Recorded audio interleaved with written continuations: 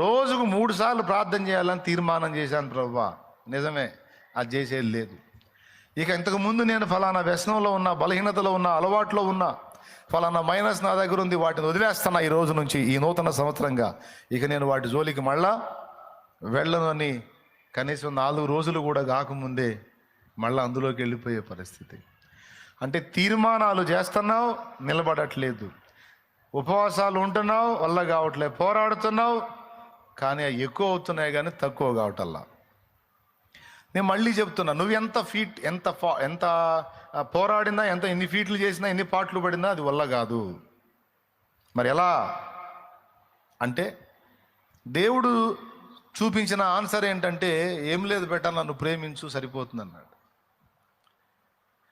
నన్ను నువ్వు ప్రేమించిన ఎడల నా ఆజ్ఞలను గైకొనే శక్తి నీకు వస్తుంది.